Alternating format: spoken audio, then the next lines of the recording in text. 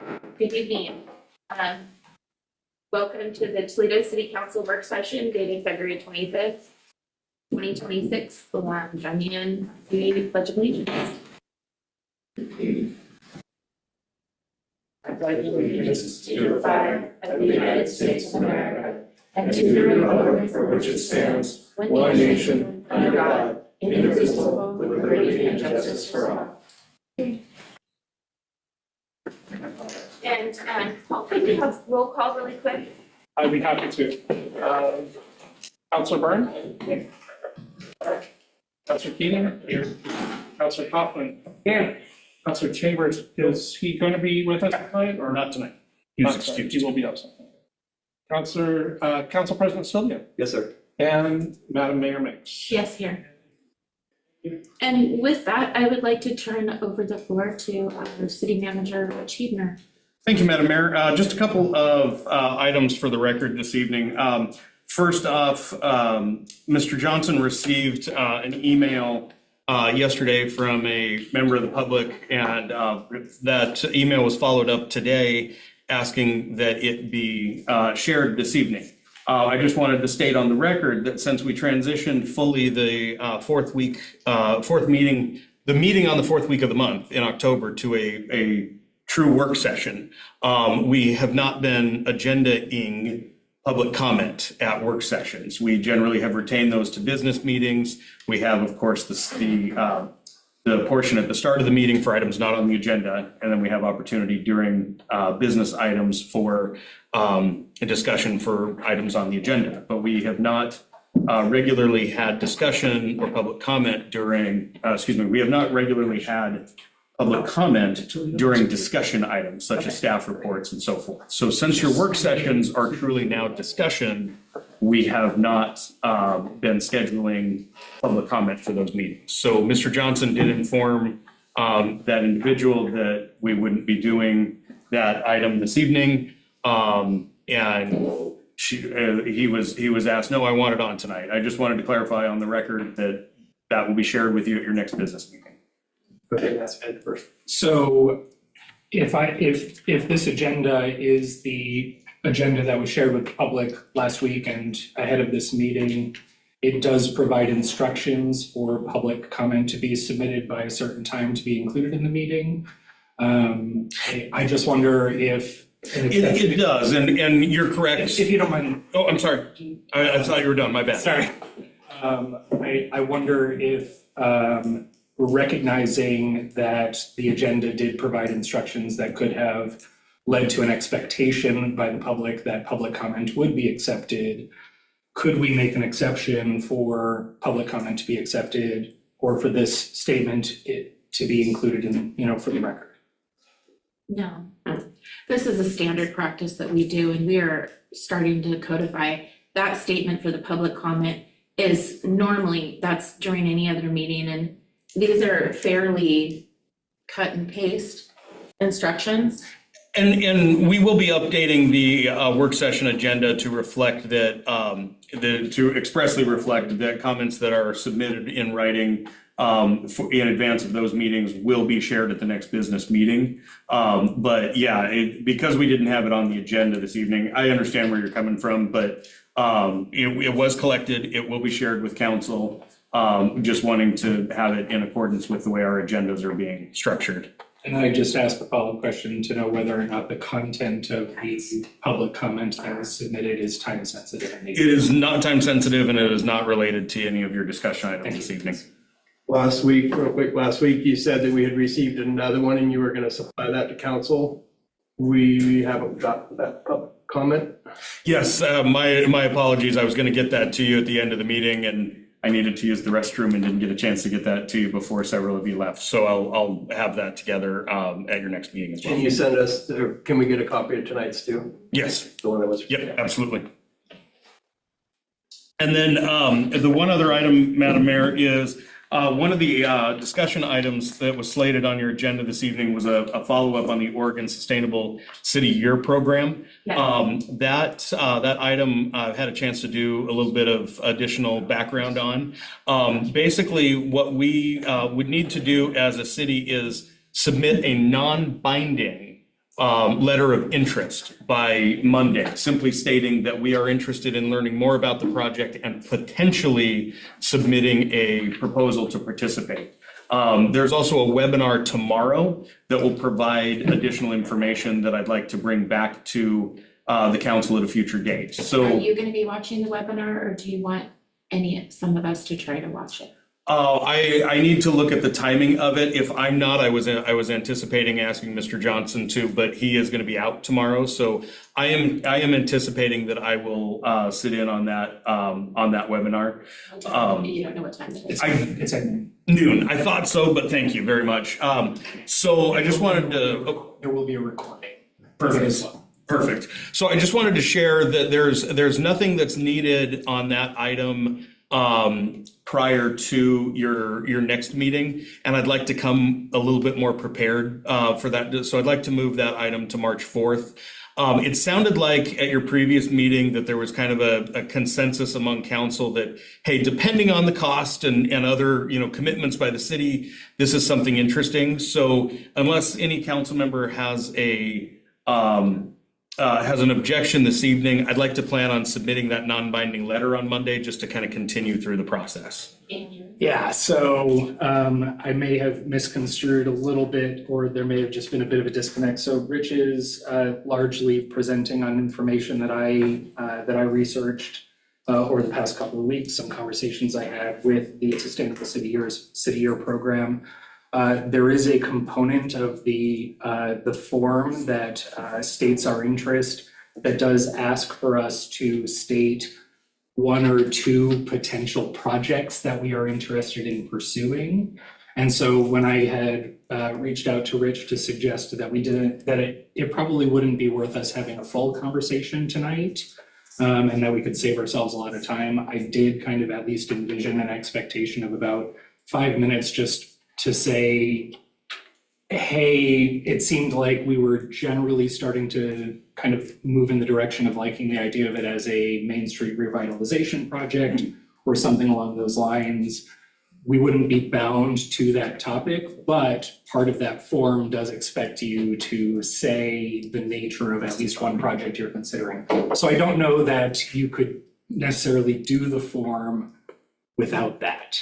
Perfect. Okay. So thank you very much for that clarification, Councilor. So Madam Mayor, we'll go ahead and keep it as an agenda item this evening, but I think it'll be a much shorter conversation than we were anticipating initially. Are you sure that's okay with Andrew?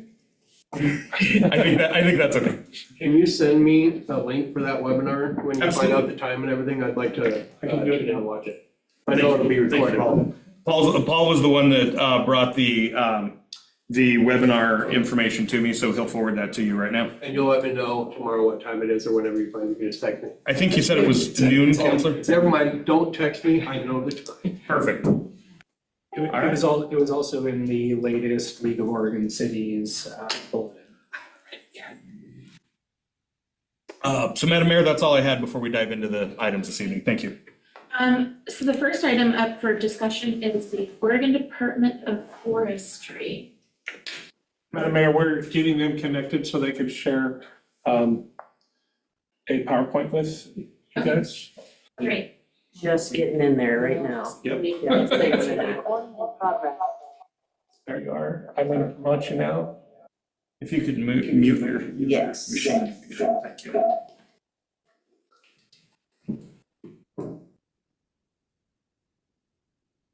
Go ahead and move up If there. you would, Bring it up please. to me.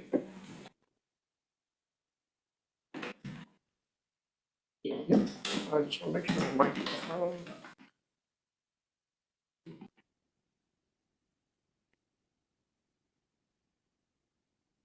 Hello. Ready? Yes. Wonderful.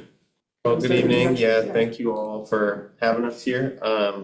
We'll start with some brief intros and we'll jump into a little presentation. But my name's Evan Elderbrock. I'm a community assistance forester with the Oregon Department of Forestry's Urban Community Forestry Program.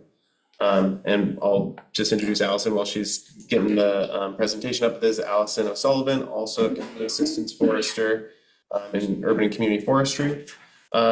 And Paul invited us to join today for a presentation about kind of what our program does. and to connect with you all and hear about what you all do and see if we can support your community with our areas of expertise. So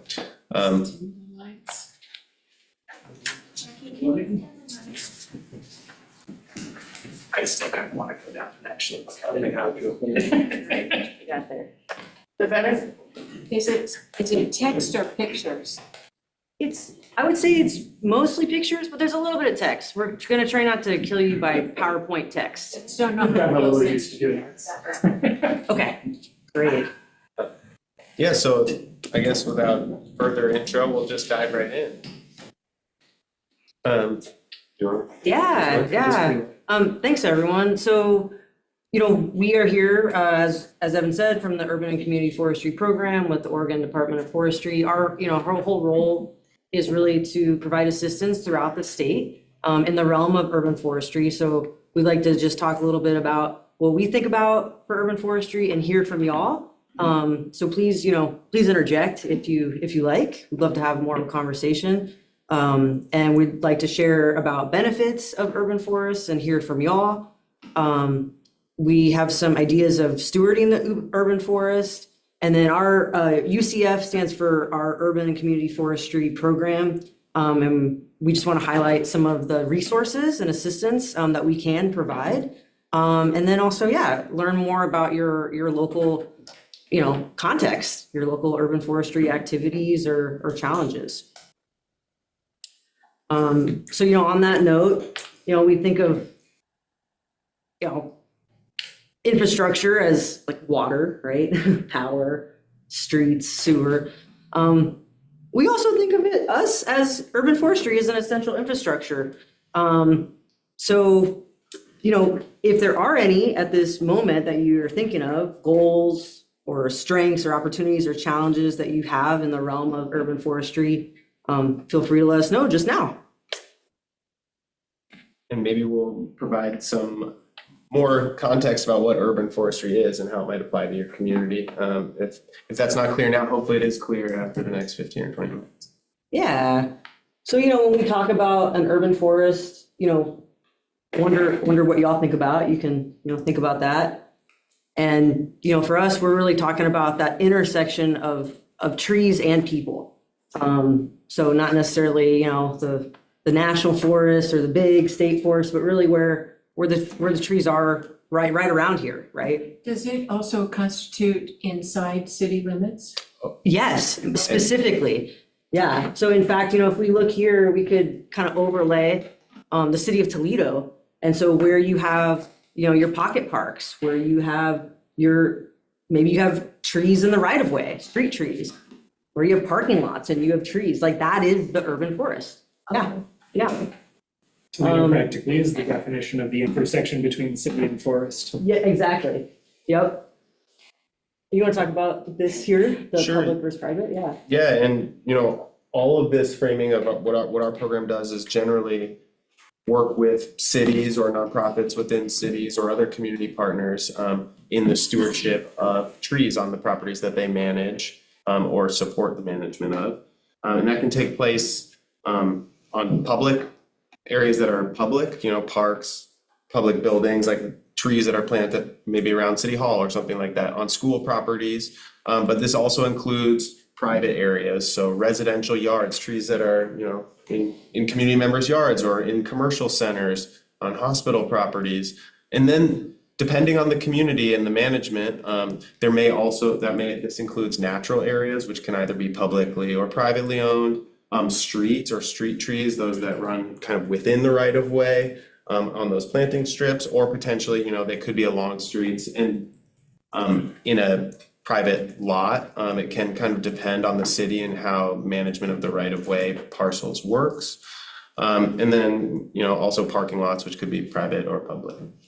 So really trying to think about urban forests as this kind of mixture of land use types, ownership types, and really where trees are in community with people. Yeah. Yeah, so, just highlighting each of these kind of land use types, just so we're kind of talking on the same page about what is an urban forest. Just showing some images here, like any of the trees in the park, right? Within the city, that would be the urban forest. Any of those planting strips, parking lots. I know when I go into a parking lot, I'm looking for the shady spot first, right? It's always taken.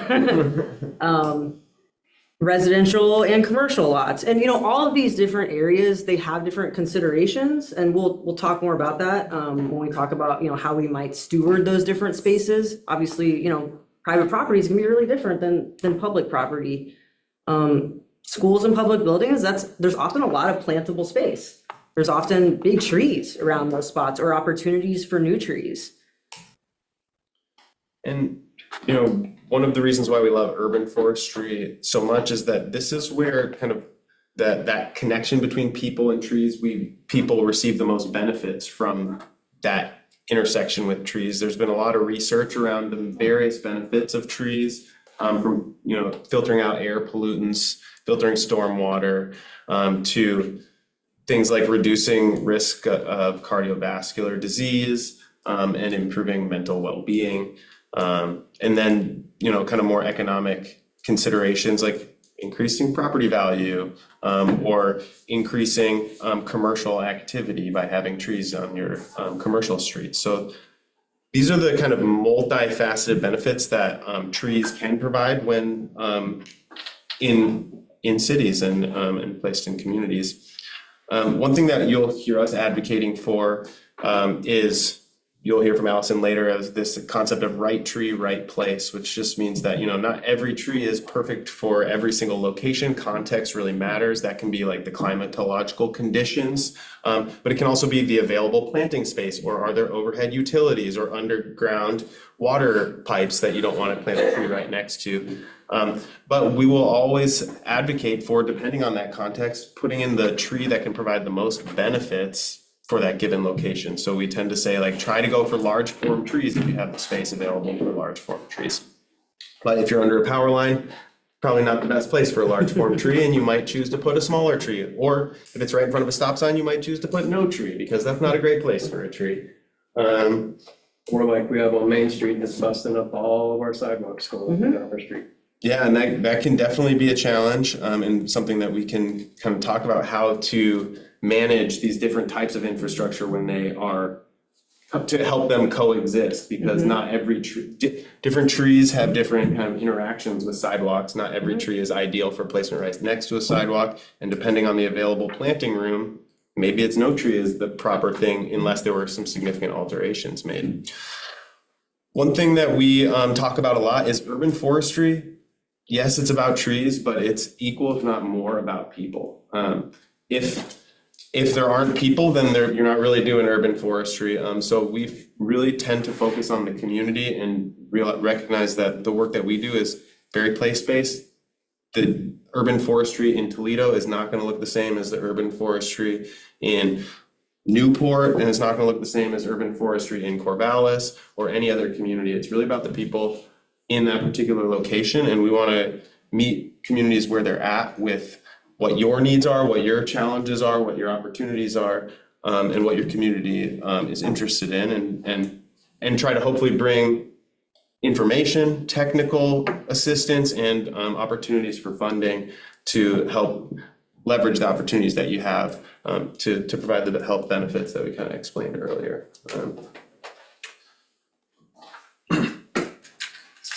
On to me. Cool. So we're going to just briefly go through some of the different aspects that we think about when we talk about stewarding an urban forest. And this goes from setting goals to, what data and what types of analysis do you need to inform, planning and management decisions. Community engagement, as mentioned, engaging with the community is essential. We'll walk through some best management practices just to give you a sense for the kind of scope of things that we're thinking about, and technical support that we can provide. And then all of that information hopefully supports plans, policy, and compliance. But this is an iterative process. It doesn't just go in order where you make goals, look at data, do community engagement, so on and so forth.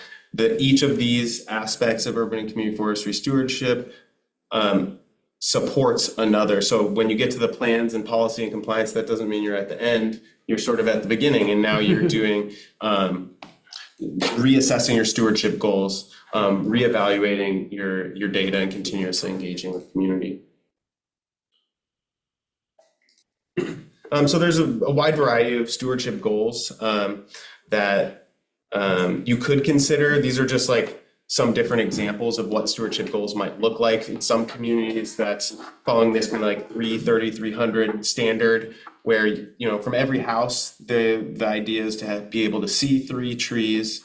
Every neighborhood has 30% tree canopy cover, and there's a park or open space within 300 meters walking distance, so that you have that access to green space that provides all those different benefits that we talked about at the beginning.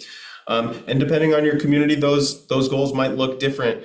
And this image on the right here just shows a bunch of different potential goals. Some of them might be connecting habitat or particular species that you care about, or increasing property value, or you know, having neighbors be happier with each other because they, you know, are on the same page about what they can and can't do with trees. Reducing, you know, heat. Risk of heat for citizens who might be more vulnerable, things like that. There can be a whole host of different goals that, again, is very community dependent and not going to look the same in any two places. Once you kind of identified some goals, looking at the data that are available to kind of help inform your plans and management decision making is really important. We have a couple of software options available that are free for communities across the state. A tree inventory software, we like to say you can't manage what you don't know you have. So inventory in urban forestry is kind of the first thing to do to understand what your assets are, understand what your risks are, so that you can manage those assets appropriately to the maximum benefit while mitigating those risks.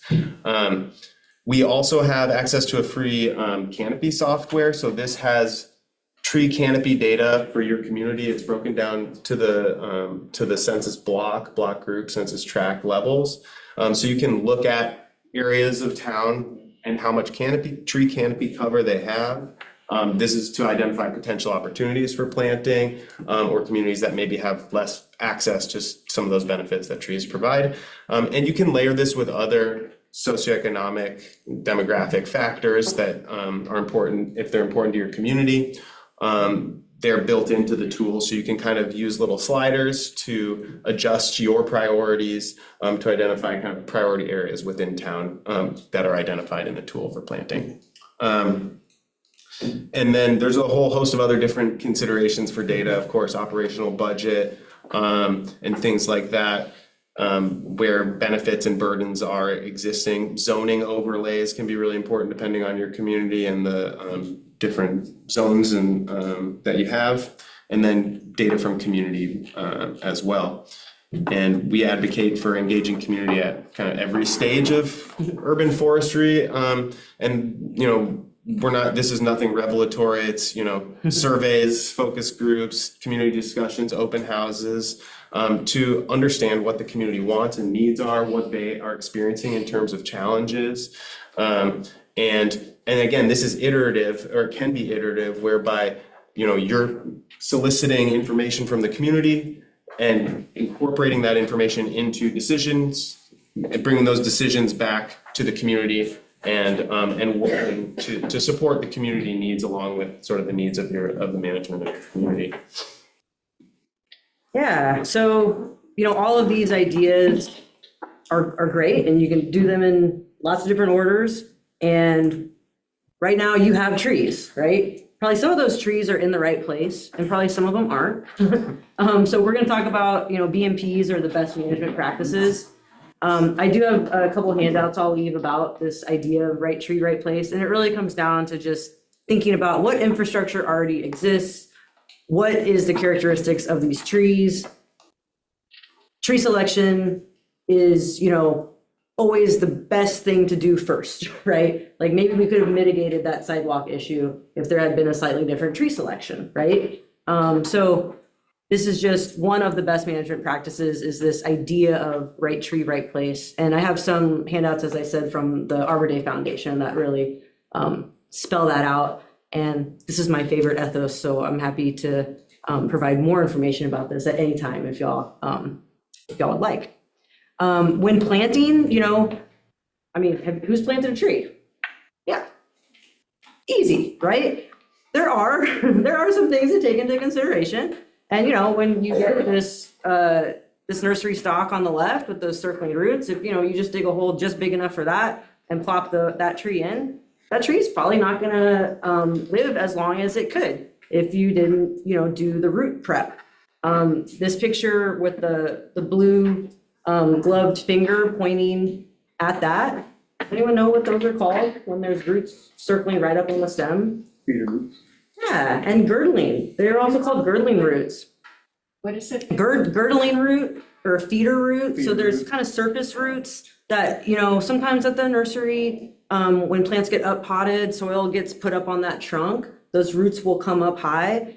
I mean, imagine if you had a bracelet on, from when you were a baby, you'd be constricted. So, those types of things are the things that we can provide more information and specifications on, so that if y'all are having a tree planting project, you can just make sure that whoever is doing that tree planting, whether it's a contractor or in-house staff, have the resources and the best management practice to make sure those trees are set up for success.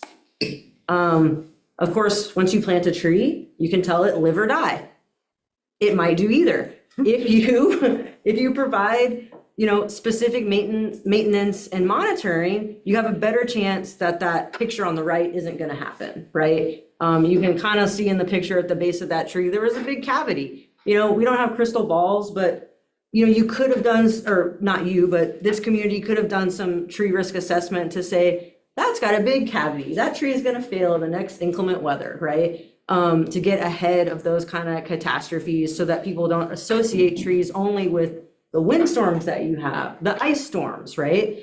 This picture in the middle is showing some structural pruning. There's evidence that shows that if trees get structurally pruned in their first 5 years, they have longer lifespans, right? They're going to live to be 150 and 200 instead of 30 or 60. You can get rid of some of those co-dominant trunks when a tree has like two trunks and they'll split in the middle right at that junction.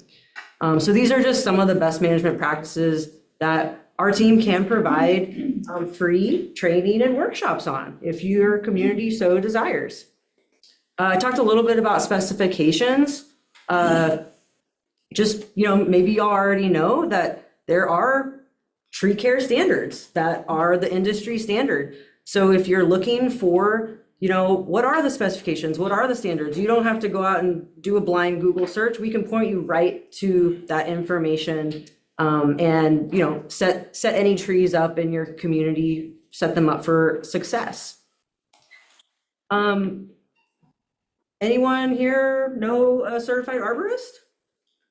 Yeah. Excellent. Yeah, Evan and I are both certified arborists. I'm a qualified tree risk assessor, and there's something to be said for making sure that the folks that are, doing tree work in your community have these industry standard credentials and certifications. And maybe folks in, in facilities doing maintenance now have these certifications. Great. These are the ways to, stay on top of these industry standards. And make sure that, once again, we're stewarding the trees with the best knowledge at hand. Another best management practice is the idea of biodiversity, which just means that an urban forest that is composed of different types of trees is more resilient to the pests and pathogens that may come into the environment. Have y'all heard of the emerald ash borer? Or maybe the Mediterranean oak borer? These are some of our invasive pests that are running through communities where those trees exist. I know there's not a ton of ash or oak just here, but we wouldn't want an alder borer to come through, right? Or one of the pine beetles to come through. So basically, in tree selection, when doing tree planting, just thinking about having a diverse set of genes in your tree canopy, so that if pests come through, they're not going to wipe out all of the trees, just some. And yeah, here are some of the pests and pathogens we're talking about. Emerald ash borer is a very invasive pest. It's this bug, this beautiful green bug on the right. It's killed millions of trees across the United States, and it's now in Oregon. And I'm not here to scare you and give you fear, but just to let you know that we do have resources for helping to manage these types of pests. There's chemical trunk injections that can be done to save certain trees, and yeah, there's just signs and symptoms to look out for, like that black sooty mold on that top left corner on the maple trees is something to look out for. And What makes that happen?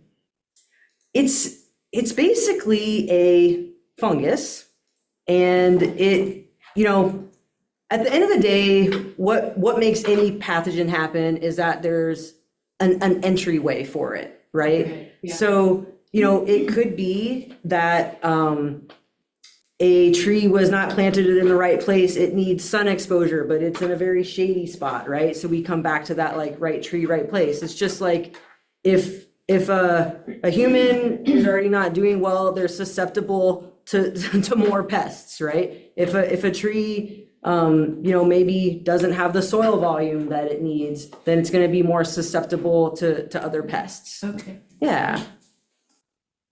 And then this idea of plans, policies, and compliance.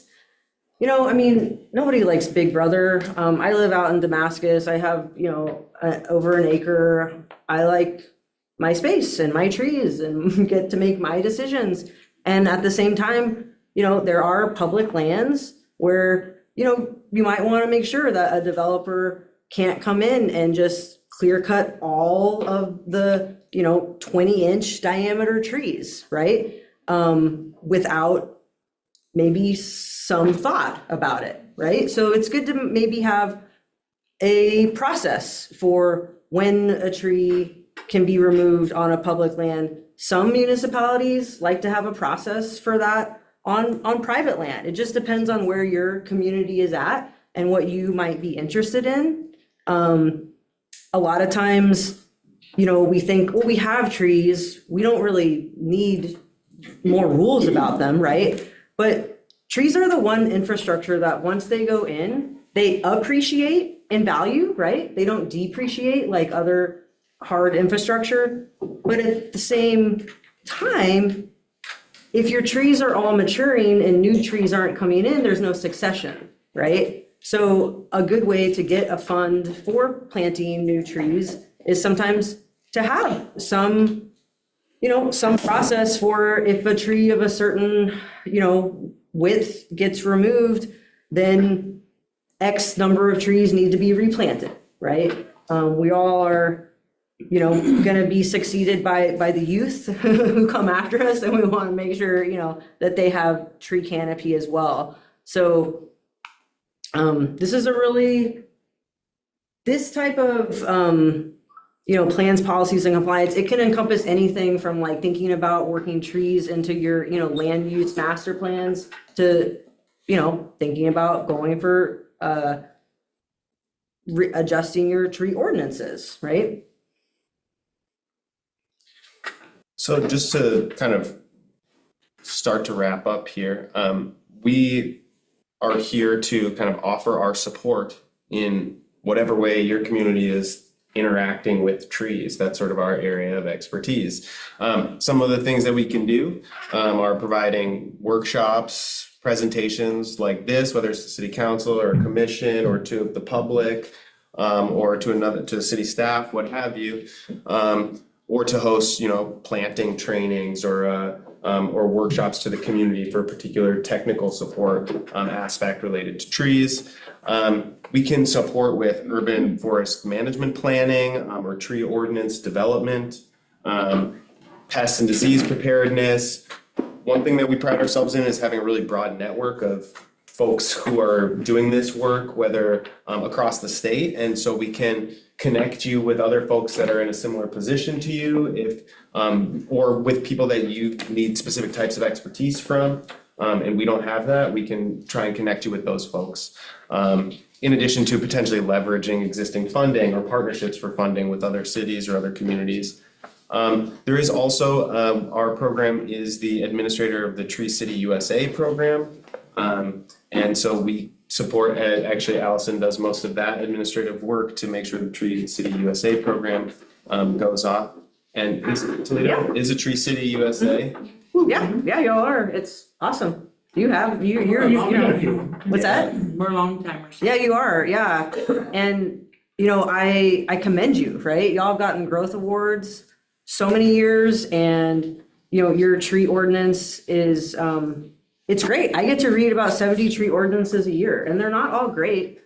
They all pass, the standard. But yeah, I think that's one of the reasons why, I was really excited to come here. I'm like, well, Toledo's already doing a lot of this work. And I think it's just making sure that, sometimes it's like you put something in place and then it stays there for a while, right? So maybe you need to dust it off. I'm not saying you do. I'm just saying that, we, our program used to be only one person. The Urban and Community Forestry program for the Oregon Department of Forestry was one person serving the entire state. That's ridiculous. We didn't get to do kind of proactive, outreach like this. We now have 11 people, and there's 5 of us in this role of community assistance foresters. And so Evan and I said, let's go out to Toledo. When can you come back to do a little seminar on pruning for our parks and utility folks? Let's coordinate it. Yeah. I'm absolutely game for that. Excellent. Love Can you it. guys send the slideshow to our city recorder? 100%. 100%. Yeah. That way he can send it out to all of us. 100%. Yeah. And and one of the last things too is resource sharing. Like you said, we have a bunch of resources listed right here in the presentation. Those are all links. We don't just love blue text with underline. Yeah. It's a lot of links, sorry. Happy if there's specific things you want resources for, we can curate that for you. But this has a lot of kind of like overarching general resources, including specifications, as well as sort of state resources, some of our data, different data repositories that we have access to, funding opportunities, OSU resources, things like that. And we'd be happy to share more curated lists of things if you want. And of course, come back for trainings or other things as requested. So we're pretty much wrapped up, and I know we've taken a lot of your time already, so we are really grateful for your time and participation and engagement. And if you take nothing else away, our intention here is to support you all in the work that you're doing already, to help leverage the assets and resources that you have and help kind of like keep them going for a long time, and hopefully get buy-in from the community or increase buy-in over time, and hopefully create access to more resources as we go. So I don't know, Allison, if you have any additional closing thoughts? No, just that, I'm,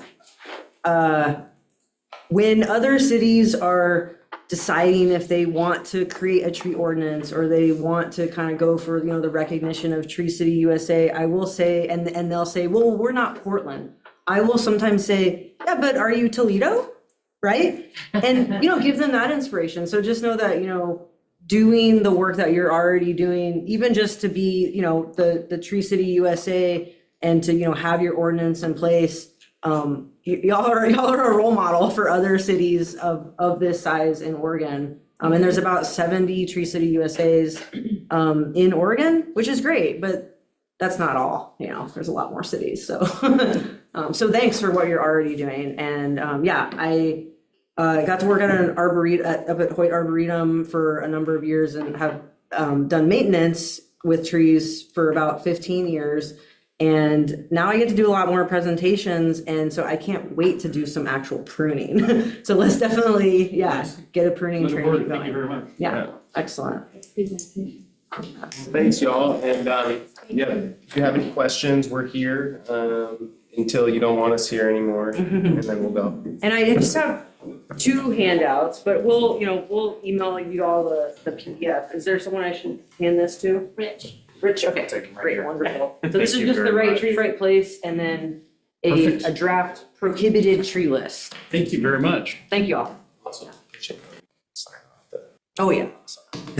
Oh, I'm on this. Oh, yeah, I should get out of there. I enjoyed that. That was interesting. I can't help think, good forestry makes good neighbors. Stop share. There we go. Right.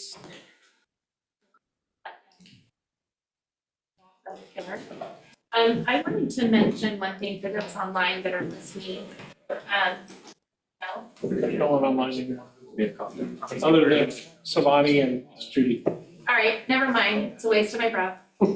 Consider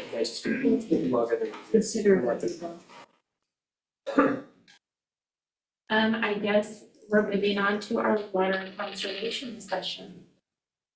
For what it's worth, it is a recorded meeting, so if there was something that, I don't know, if there was something that you felt was. I'm good. Okay. Anyway, this was something that, a couple of us had, brought, we need to start having this conversation now rather than later. And, we're looking at a rough summer, I think. So I think we're just kind of wanting to begin the conversation as to what are we gonna do, how are we gonna do it? Do we wanna start our conservation efforts earlier this year rather than later? So, hoping for any ideas. I think we absolutely have to start our conservation sooner than later, and I also like the proposal that I'd heard about bringing Mayor Willie in this kind of conversation, because we need to be good neighbors. Oh, sorry. And they are gonna get dropped off the water before we do, and the Celeste River is already super low.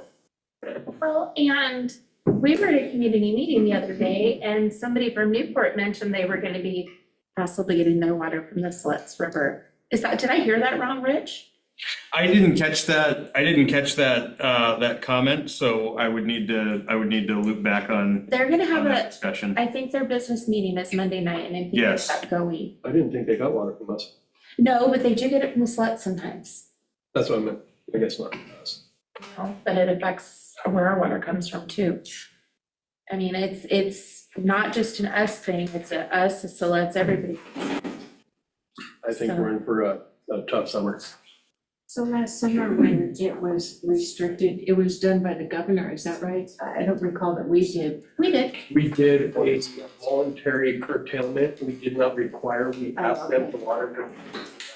So I flat out just turned off my husband and I didn't water my garden. I didn't refill the pool. I didn't do nothing.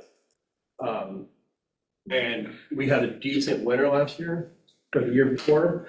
This winter has been, very mild, no rain, no snow. And I'm not sure that that's right. It seems like we did move to some sort of a mandatory No, curtailment. It was never mandatory. Okay, well, then I wonder why, I was going to ask that same question. I remember it shifting to mandatory at some point too. I can't say I thought that it was it the other happened. communities that did. I know other communities did. I thought we only did voluntary. Either way, it doesn't matter. I have a feeling we're gonna get into kind of not a voluntary one this year. I definitely want to get back into that whole conversation we had last year where people were talking about the possibility of shutting off people's water. And that's something Well, that did not okay happen. with. No, I know. That was just, if it got really bad, that was part of the conversation. That's just something that I'm not okay with, cutting somebody's water off as long as they're paying their bill. well, what kind of conversation can we have with our community now?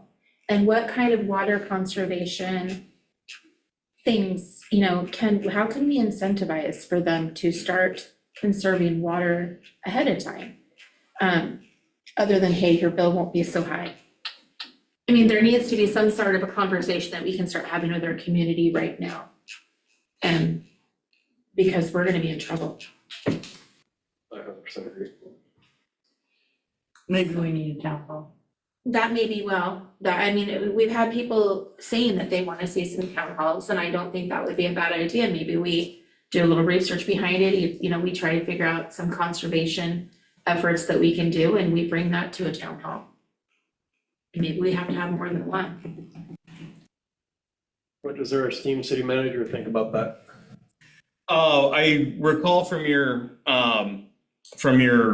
goal setting meeting that town halls were something that there was a lot of discussion around, and feeling like that was a positive avenue for the council to take, possibly in replacement, maybe either quarterly or maybe on an as needed basis, replacing one of your work sessions. So I definitely think that would probably be a topic that would get quite a bit of attention. And so I definitely agree that if not only is it something that touches our all members of our community, but if council is really looking at launching a town hall style program, that would be I hesitate to use the word a good topic because of the impact that topic has, but it would be good in terms of getting attention and attendance. Proactive. Proactive. Thank you, Counselor. That's a great I term. wonder if we can bring in some community partners that basically specialize in water conservation. Yes, Have a water group.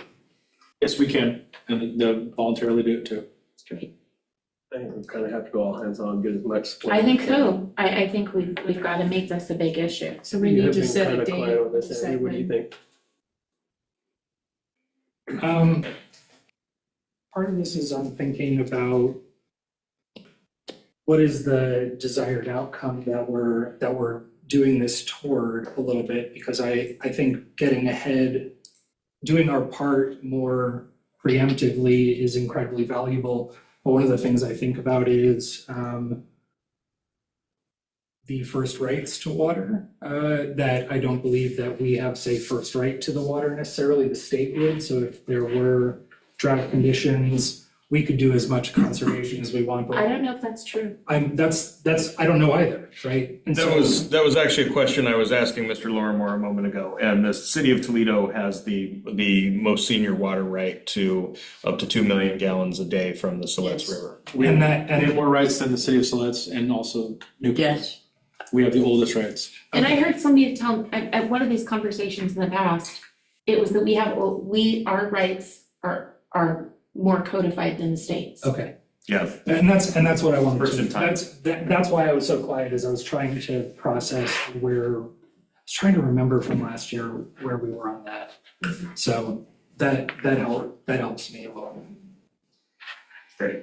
I mean, if we could make it like a water conservation event even, we have the I like that idea better. we have a national night out, but maybe we could do a community water conservation event with events for the kids, face A fair. painting. What can you do, little prizes or, I Booths don't, and yeah, a fair. Games and And examples. and- get the kids involved, because I don't know Yeah. anybody that would tell mom to shut that water out faster than the kid knowing she's wrong. And I'd love to see it in partnership with some of our neighboring cities too, if we can. Absolutely. Because I think part of this is we're all tapping from the same well. Right. That's Right. kind of why I had re-mentioned something, somebody had mentioned to me about bringing Willie in, because they lose, and this is where I find it ridiculous, the city of Siletz loses water rights on the Siletz River before we do. And we have to figure out a way to be good neighbors. I don't know how we can help them out, because they're gonna lose their water before we will. But we gotta try and figure out if there's a way we can help them out. Well, and not just them, I mean, you think about it, if that Newport dam fails, Newport will have no water and their resources are pretty slim at that point. Well, yeah, but I Then think they go to Zero. if our river Zero gets so low, comes we down. can't pull off it, we're all kind of doomed. Hi, Brian. Is that how it goes? Is it go through Seal Rock for Newport to get that water? Theoretically, I guess we're looped enough to where we could send water to Seal Rock, and theoretically, they could send it to Newport. Yeah, Theoretically. I thought it has happened. Cause hadn't they been pulling water from us while they were doing spraying or something out there? We have still a connection that goes to Seal Rock, and when they're doing work along their lines, for the folks that might have lived closer to this direction, they're able to be shut off. And we were provided water to those folks that are actually in Seal Rock Water District. But yeah, they're still tapped into our line. Theoretically, we can send them water if need be. It is also metered, FYI. But it can't be vice versa though, just a heads up. They can't pump back our way. No, it'd only be that way. The conversation has come up, like if something did happen, theoretically, we could, in a roundabout way, get water to Newport. That's a big if. We had water going to South Beach Yeah, a few years ago. Yeah, no, again, if, I'm sure if So Seal Rock can provide water to Newport, it can works. by South Beach, so. it works. So then, really, South Beach. the whole purpose for this is to heighten people's awareness about conserving water. Well, Is what- that- Get it started. Yeah, get them to Okay, start. Because I was thinking about how, you know, I haven't lived here very long and I've only experienced a few winters. And so I think, oh, it's so nice that it's not raining and not really, because I don't, Yeah. So it's to heighten awareness, and I think that would be a really good beneficial thing for us to do. Well, and it's not only solely here. I've talked to a guy over in Colorado that they rely on it. They've got mass snow in the mountains where he lives and he has SWAT. No snow. And California owns the rain in Colorado.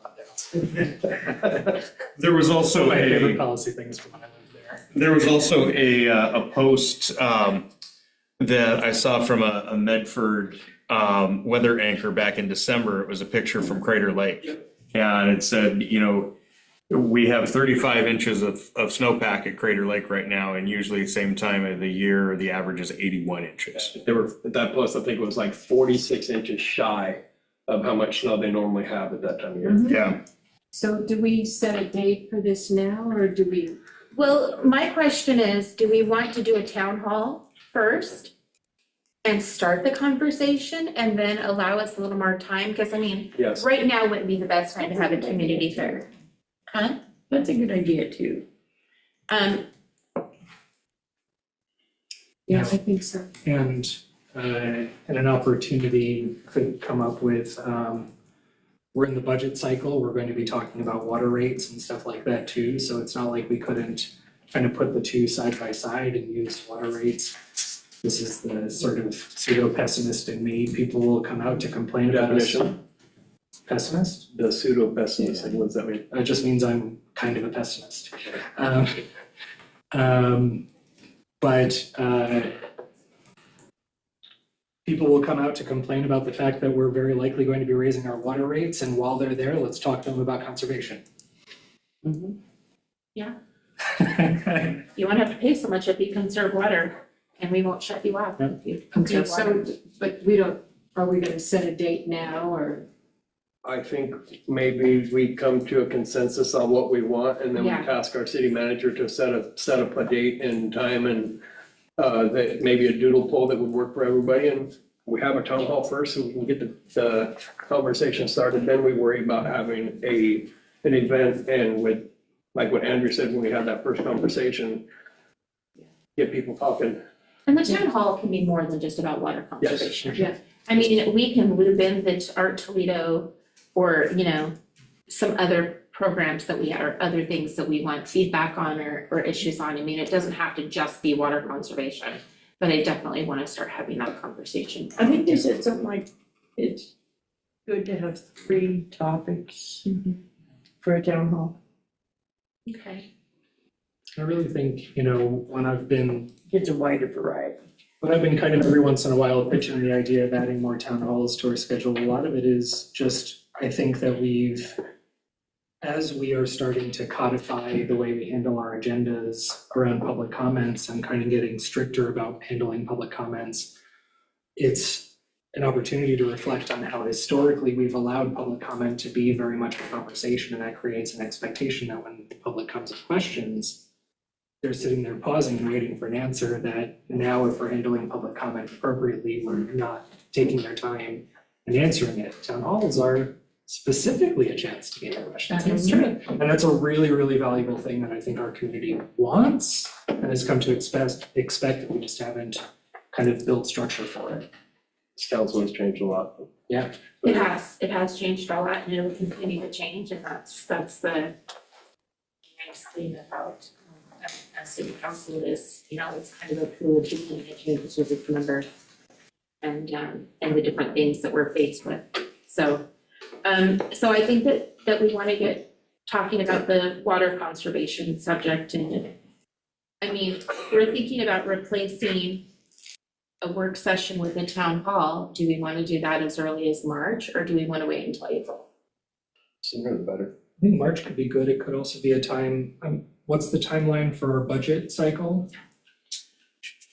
Great question. I was gonna say if No, we're. it's not. No, I mean, April. May. Do that to me. I was gonna suggest that maybe the town hall could be in line Yes. with our budget cycle because Yeah. that. So, May 5th? Yeah. Okay, yeah, May 5th is the first budget committee meeting. The process will get started with the first budget committee training on April 7th.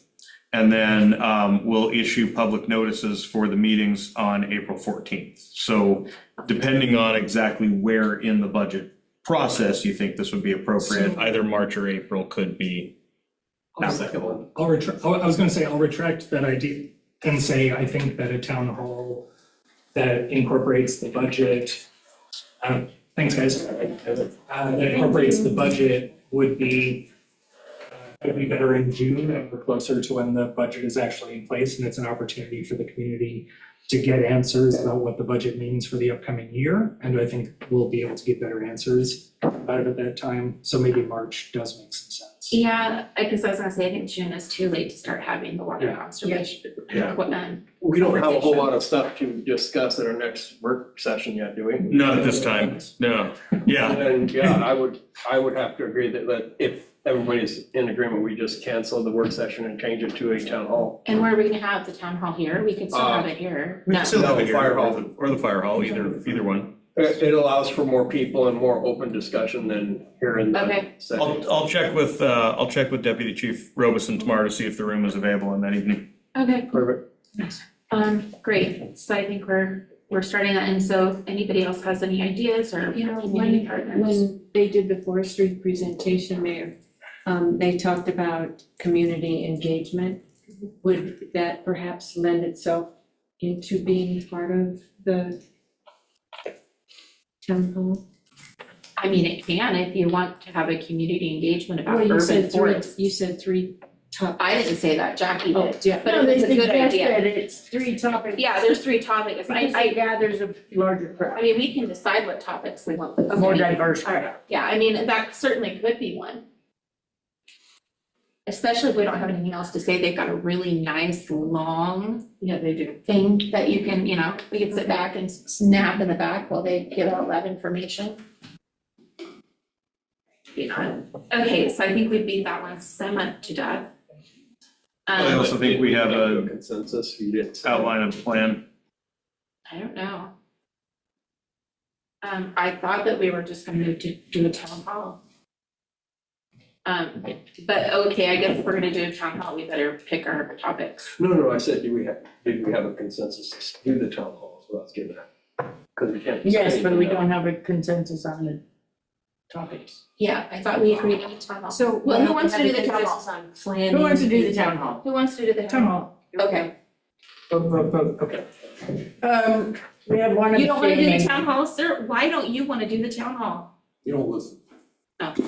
Welcome to marriage. That's what I was gonna say, marriage. Can we add that for a discussion for next week's meeting, for what we want to do the town hall, Yes. let everybody think about it? Yes, Ooh. I like that. I think we can schedule it, we can make an announcement, start sharing the news that there will be a town hall on March 25th, that, What did they you know, wanna discuss? discussion will be, will include discussion about water conservation, and then we can certainly add to it later, but we can start promoting it tomorrow to help get the information out. What about the idea of posting a survey on social media that says we're planning on talking about water conservation? What topics would you like us to discuss? I'm open to that. I don't see any issue with that. I don't see a problem with that either. Yeah. That's right. Would any, so let me clarify, Counselor, are you, when you say what topics are you wanting us to discuss, are you still thinking about it being items still tied to water conservation, or are you open for the community to suggest other topics? Yeah, Other topics. you know, what other topics? What other topics? Yeah, Got yeah. it. So basically, Perfect. we're having a town hall. About Have water a couple items, conservation. well, we can say we have a couple items, but what would the community like us Yeah, to discuss? yeah, And absolutely. then the community can have some input on what's to be spoken to at town It hall. gives And then them we some can say- skin in the game per se, like they actually feel like they're being a part of it, and that's, I think, really important to include Yeah. them in their city decisions. Perfect. And I think if the town hall can leave probably a very designated amount of time, you know, it's 20 minutes or 30 minutes or something like that, that says, you know, for other questions as well. I think some of the value is that, you know, people might come with questions that are not on the 2 or 3 topics that we put on the list. Absolutely. But I want to make sure that if we're hosting these things regularly, folks feel like they can get their off topic. Well, that's the point to coming to a town hall. It's not necessarily just about what's on the menu. So similar to the way we do our business meeting, public comment, we have the items not on the agenda, public comment first thing. Are you kind of envisioning that it would be at the same, you know, early part of the town hall, Counselor? Because I don't know if you thought that far. The first thought I had was, well, if I want to talk about something else, do I have to wait an hour and a half? So that would be my first thought, is have that opportunity at the start of the meeting, at least to say, this is the topic I'd like to hear more about. Well, and we can also be a little bit fluid with it. We could start the town hall saying, okay, we have a couple different possibilities here. We can have questions not related to items on our town hall agenda today. We can take those up front, or just in case you end up with a different question or something else, we can wait till the end. Yeah. And we can do a show of hands. Yeah. And let them decide, There you go. Sounds good. Have it be more free flowing. a little bit. So equitable. Well, we try to when we can. The reason I mentioned it was because the last town hall we had was 2024. It was at the firehouse. It was ahead of the election for the charter, and so the meeting began with a presentation of council goals and the proposed charter and kind of what the differences were between the old charter and the new charter. And then for the most part, the conversation was centered around questions related to what had been presented. And we know that a couple of people very much shifted it in the direction of what was going on with the fire department. That's what I learned. Buster. I didn't know Yeah. anything about it Same. until that town hall. It's like, what? Same. And they looked at me like I was supposed to have known the whole time, and they were really angry with us, and we had no idea. Yep. That was embarrassing. So I think having it structured in where we go topic by topic by topic, open forum, can be really beneficial, so that we're Okay. not steered away from, That's a good point. steered away from the very important things that I think we really want to emphasize. Okay. Makes sense. We can definitely talk about that structure and whatnot a little bit as we We get closer. get closer to it in our next couple of meetings, I think. So are we good on that? Does anybody else have anything else to add to the water conservation? You did good. Okay. The next item on our discussion items is the 2026-2027 budget capital improvement program review, or capital improvement projects review. So counselors, I'm gonna come up for just a moment and hand each of you a packet of the CIPs that we've received so far from the department heads. Nope, we're not doing it. Especially if that guy, Okay. Ryan Lorimer, submitted stuff. That Lorimer guy? Oh Lorimer my guy. goodness. Yeah. Just in it first. Who stapled this? The printer did. Whoa. So, council, these obviously are preliminary and in advance of the start of the budget process. Just for the record, there are 9 CIPs in the packet so far. From the admin department, you all reviewed the Civic Plus package earlier in January. We are including that as a CIP because of the, Judy has enlightened me that a CIP is generally something that's over $10,000 and will have a life of longer than 1 year. So that project meets both of those. So even though you've already given your advance blessing, we're including it in the CIP packet to keep up board. The fire department has submitted two. One of them is to purchase a new cardiac monitor, and there's some great detail on the sheet in relation to that request and the need. They have also requested funds for the phase 1 of 3 roof replacement. They provided the data related to the 3 quotes that they've received for that. The great thing about our fire department is even though it's all one contiguous building, it truly is set up as 3 structures. And so we can replace the roof in 3 phases without impacting either of the other 2. So the fire department has requested that we do that process over 3 phases, and this would be phase 1. Can I keep this paper so I can mark on? Yes, absolutely, you can, sir. The Human Resources Department has submitted a request for a human resources information system, and as we're building our HR program, I very much see the benefit of that. Obviously, as we go through the budget process, we'll determine if that fits into our budget. But Shauna has provided you with background on 2 different systems. One of them is a current vendor to the city. Another is would be a new vendor, but is a vendor that's well established in the HR world. Justin from IT has submitted a CIP for a mobile device management software. If we're able to fit that in the budget, that'd be a really helpful piece for our IT infrastructure. I've worked for a previous city that had a similar program, and it really allowed the information technology staff to kind of have some remote controllability over our phones, our tablets, that kind of thing. They can make sure that they get updated regularly. They can set parameters around what apps can be downloaded and so forth. So that would be really helpful in terms of our security for our networked devices. The library has submitted a CIP for to update the furniture and signage in the building. I think that definitely, given the use of the library, that would be well received by the public. Mr. Lorimore has submitted 2. One of them is carrying forward the replacement of the Ammon Tank Reservoir. As you know, there's a bond that has been passed for that, but given the cost of the project, it's included as a CIP. And you know, it's obviously been one that is well on your radar. Brian has also submitted for the update to the water management and conservation plan.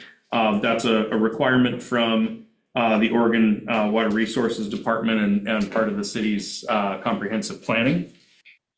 And the police department, and this one was touched on just briefly at your goal setting meeting, the police department has submitted for the replacement of the patrol rifles. There was a question at your goal setting about, well, we're lucky as a community that our officers don't have to discharge their rifles too often in the line of duty. Why are the replacements needed?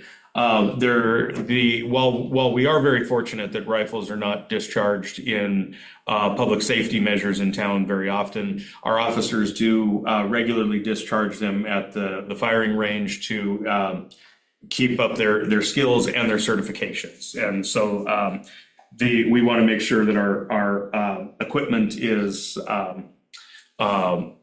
up to date.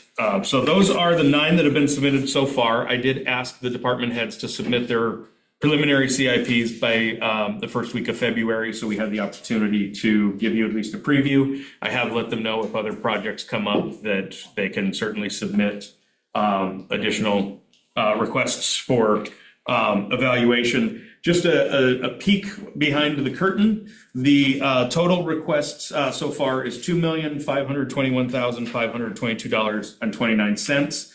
However, I do like to point out that the water reservoir itself, which is a bonded project, is 2.3 million estimated. So the total non-water reservoir requests is approximately $221,000. We don't have preliminary budget figures finalized yet, so I'm not able to tell you how that compares with our revenue projections at this point. I do anticipate those in the very near future to be finalized, but wanted to give you this advanced preview so you can kind of get ready for the budget discussions. Okay, thank you. Yes. Just something that I wanted to share from the library board meeting that was earlier this week. One of the first things that I sort of noticed, I'm glad that you mentioned the $10,000 threshold, is because at our retreat earlier this month, we had talked about council's desire to help the library with the purchasing of the bookmobile, if it was possible.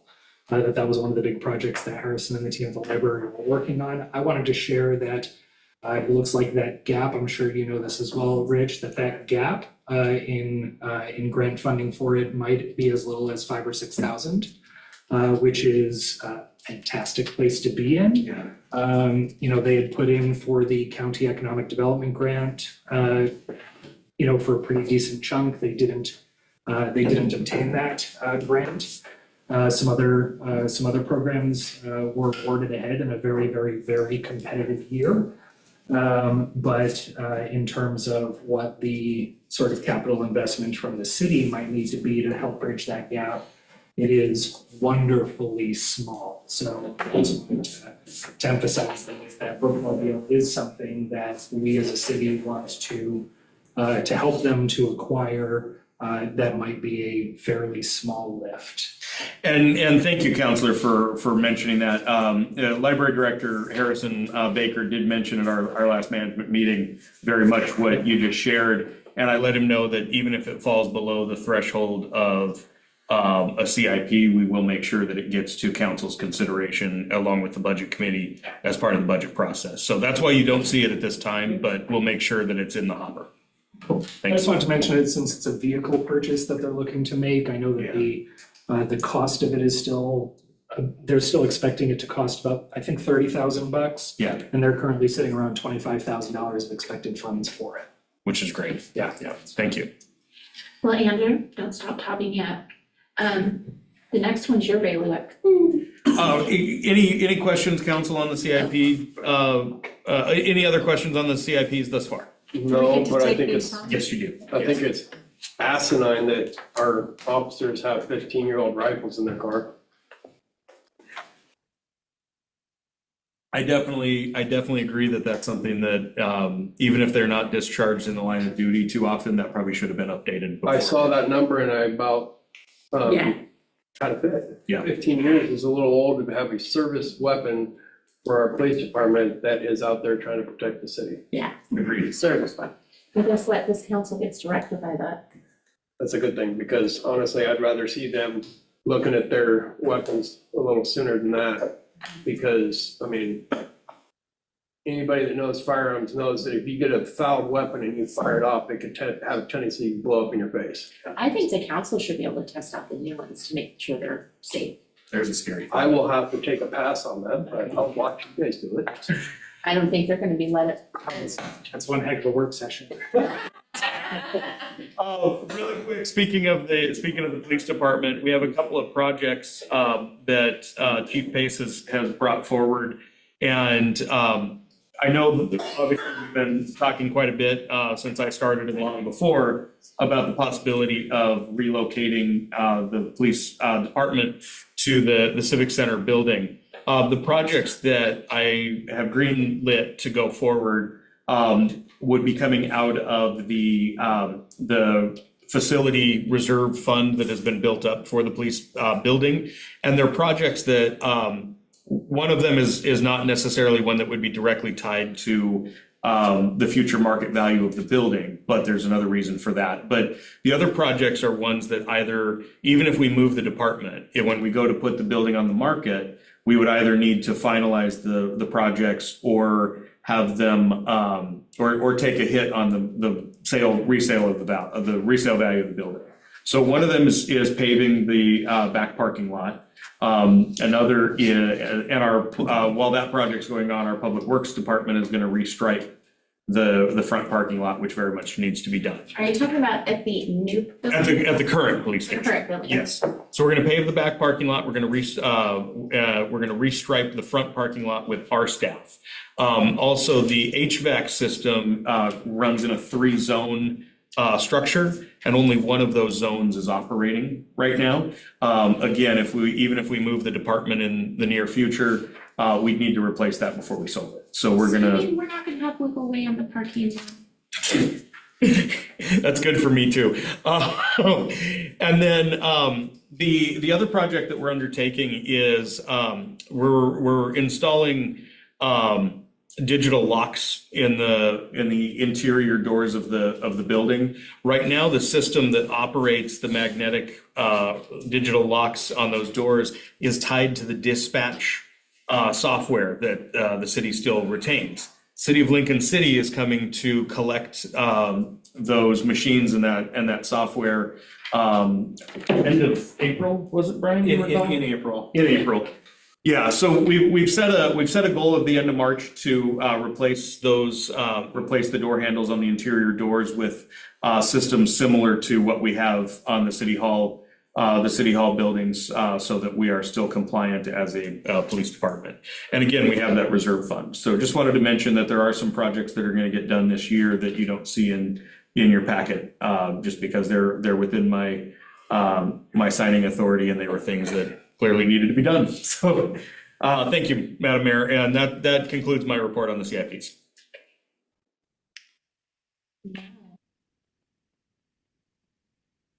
So I apologize, I wasn't particularly clear when I had chatted with Rich about kind of what I was hoping we could save some time with for tonight. I didn't want to take it completely off of tonight's agenda. I wanted to give you guys just a very quick recap of the work that I've been doing to learn more about the Sustainable City Year program the University of Oregon puts together through the Sustainable Cities Institute at U of O. I've had some opportunities to chat with some city managers and city officials from cities that have participated in this program over the last 15 years. They all sing its praises. Huge money saved, great opportunities, a lot of community engagement, love working with students and faculty on these programs.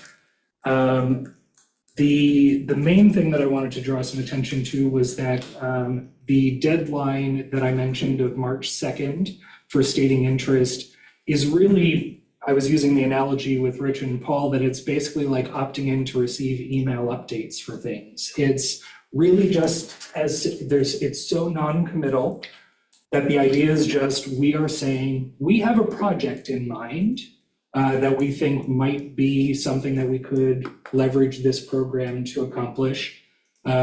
We're interested in starting that conversation with you.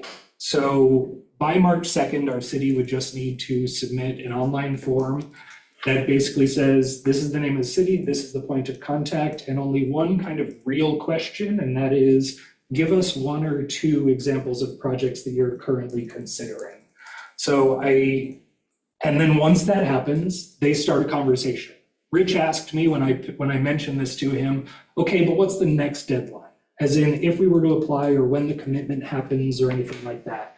So I spent a little bit of time again after that conversation with Rich, chatting with the program staff at U of O, and they said, there is none.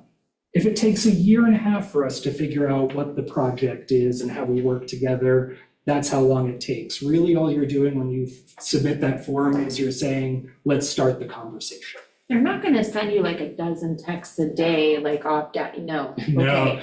but I would say, don't give me your cell phone number.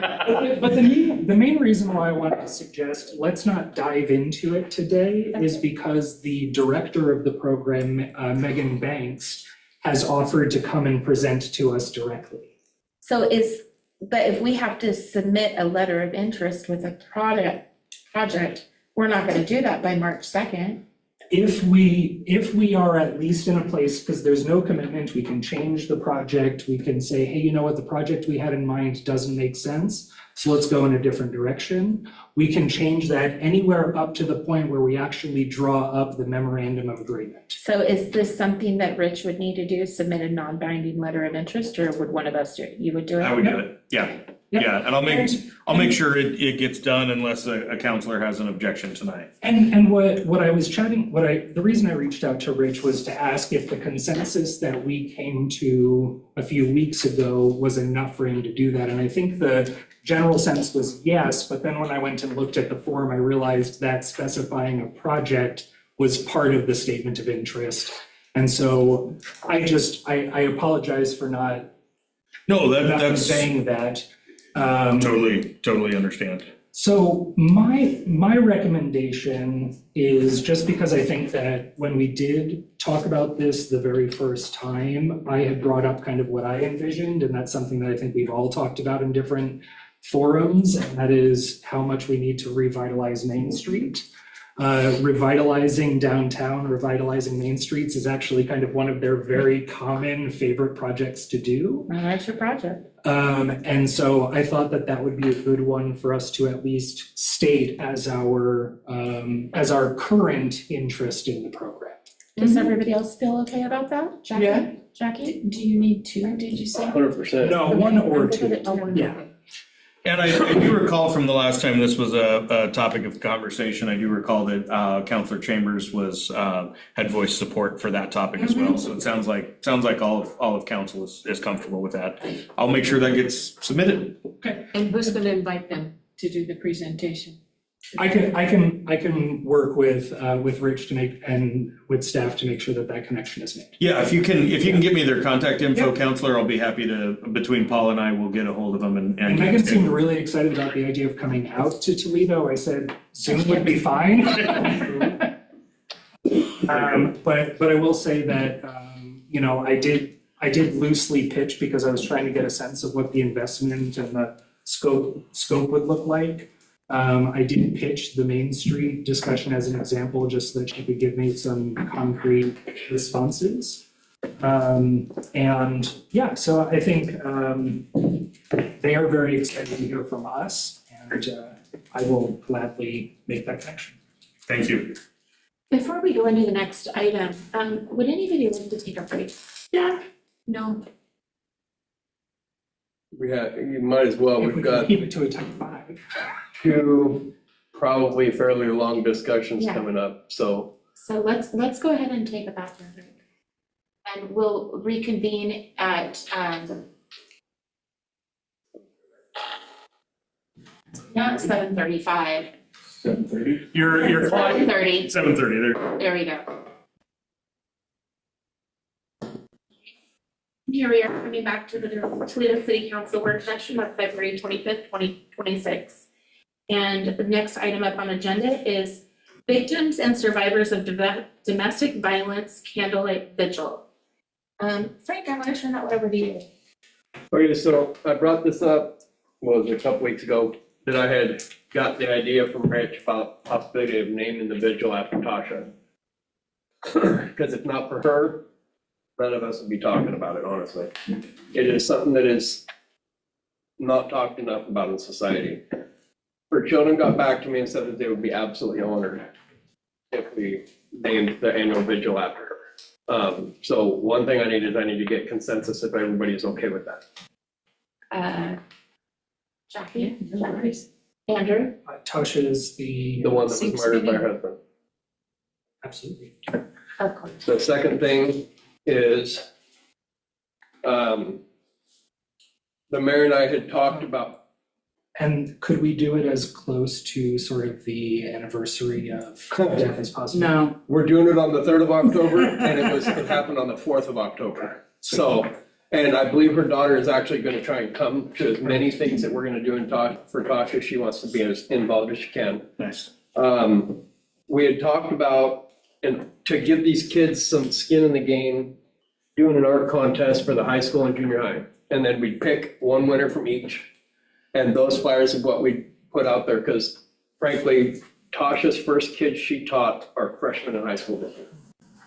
And if we went that route, the guy at Advertise has offered to make the winners a shirt with their artwork on the shirt. But again, I need consensus before I go through with all this. The other question on that's to that is, when would we want to end this art contest for these kids? Now, this is where you and I differed. I thought we should have the art contest go for the last part of the school year, and then that would give us over the summer to get the posters printed up and this and that. Frank had a suggestion that it go on during into the summer.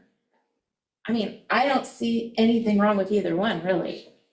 So it's kind of, what does council want? And drop off points real quick, one here at City Hall for the kids, and then also Harrison has allowed us to have kids drop off at the elementary school, at the library. I think that the benefit of doing it in the school year is that you'll have school year structure. So if it is something that we're opening to students or we're focusing on students, doing it within the school year makes it more likely to be successful just because of the nature of that access point and the structure of the school year. But I do think that if we were to use, I think having multiple drop-off points is useful, but if we can figure out a way to build some structure into the library, maybe there's some way that we create programming around it in the summer. If we extend it into the summer, I think we need like a kind of meaningful touch point. I agree. I'm good with either, really. I just want to get the kids involved, and I have already been in contact with Chloe Minch, and she offered 3 different ways that we could do this with the kids there. 1, print off a flyer, drop it off and say, have at it.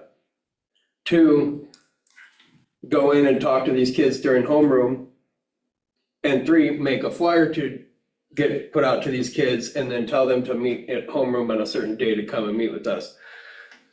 I kind of like the last 2 combined, because if we give them a letter or paper, so this is what we're looking for, this is what we're hoping to get out of it, this is what you could possibly win.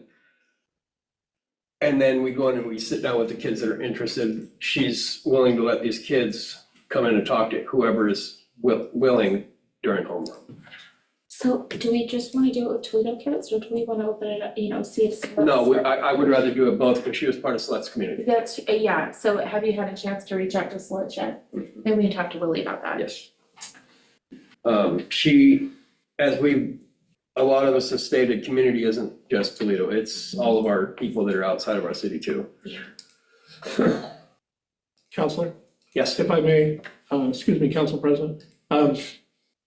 Just coming from an educator's perspective, it would be better to ask if the principal, if he could have where the whole school comes in and does it. An assembly? An assembly, thank you. Words are not easy. Have an assembly to do that instead of trying to get every single room. Oh, well, she was just saying that if we handed out, During that. say this is our flyer, and we turn it into them, we give them, some days to think about it. Then the kids that are interested in hearing more information, they all come to one room, kind of like the assembly, just not all the kids, because not all the kids are gonna want to be involved in it, and I understand that. No, but. I just think that if we do that, then our mayor needs to be the spokesman in the middle of the gymnasium, thank you very much. I like what Paula's bringing to it, because what does an assembly do? It opens up that conversation with the kids.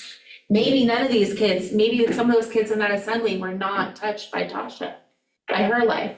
But because we bring this information to an assembly, and maybe we outreach to some community partners and come up with a presentation that brings it home.